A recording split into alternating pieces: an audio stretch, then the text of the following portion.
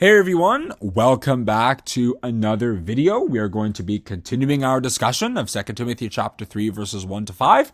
In the last video, we talked about how children have become disobedient to their parents and they have this sense of pride and self-sufficiency. It's that idea of self-sufficiency. If you want to understand if you want to summarize the 19 different things Paul mentioned in that 2 Timothy account, self-sufficiency, humanism.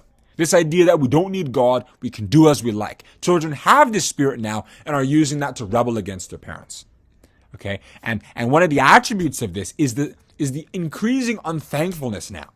For example, with children need to understand that their parents are the ones who brought them into this world. Okay? And as a result of that, they have spiritual rights over them. That's what God made. It's one of the 10 commandments that the parents, the mother and the father, need to be honored. Especially so when they raise you in the fear of God. Okay? If they're not raising you in the fear of God, then, if you disobey them because you want to fear God, then that's kind of a little bit different. But when they are pursuing righteousness in particular, and you dishonor them because you want that independence, then that is fulfilling into this. And children now are ungrateful to their parents for bringing them into this world. They feel like they deserved to come. Or it's like, oh, well, you didn't have to bring me here anyway. There isn't that sense of gratitude. And even in the past, when societies or nations were falling into sin, one of the symptoms you'd see is that unthankfulness. This idea that you're not giving me enough. What have you done for me kind of thing. For example, in Numbers chapter 11, verses 4 to 6.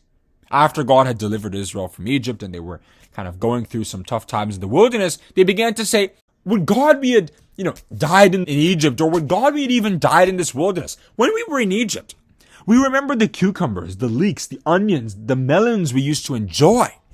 And we weren't suffering under this heat and eating this same food over and over again. No, we had variety.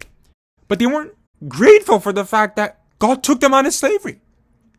And God didn't have to do that.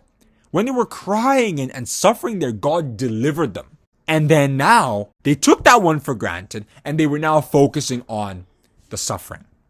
Of course, suffering is not easy, but if we're not careful, that can then develop into frustration, and then we'll forget what God has done for us. And the issue is God doesn't forget, and so he feels angry. He gets angry when we forget what he's done, and then it creates conflict. And how are we seeing this in our world today? Well, I keep bringing up evolution because now we as humans have gotten to this point where we are no longer acknowledging the role that God plays in our lives. For example, technological advancement that we're seeing today. Who attributes that to God? Who acknowledges the role that God has played in the increased freedom that people have? As far as people are concerned, that just happened.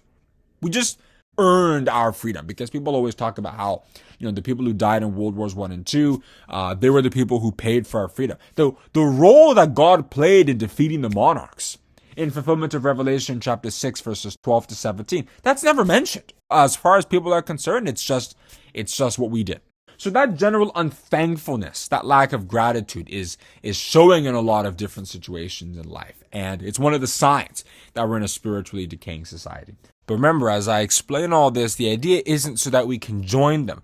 These are going to be happening to people in the world, but we are supposed to live separately, according to 2 Corinthians chapter 6, from verses 14 to 17. Meaning, in this particular context, we should continue to be thankful. Thankful to God Almighty, all right? As the Bible often says, we should give the credit due to his name. If we read Psalm 96, verse 8, so we acknowledge the things that he does for us, and then to even our fellow human beings, to our parents, to our husbands, to anyone else who is in authority over us, because that is how Christians are to continue living in this age. So in the next video, we're going to talk about unholiness and how that connects to what we've been saying previously. So I'll see you all in that video.